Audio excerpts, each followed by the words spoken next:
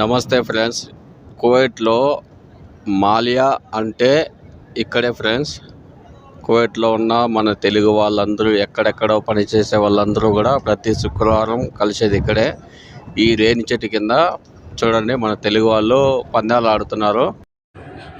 బొమ్మ బొలుసు చెక్క బొమ్మ అంటారు కదా, అవే ఆడుతున్నారు. మన తెలుగు వాళ్ళు ఎక్కడున్నా ఈ సరదా తప్పదు. ఇంకా లోపల ఏమేమి ఉన్నాయో అన్నీ కూడా చూపిస్తాను, చూద్దాం పదండి. ఇక్కడ ఉన్నది పవన్ ఆంధ్ర రెస్టారెంట్.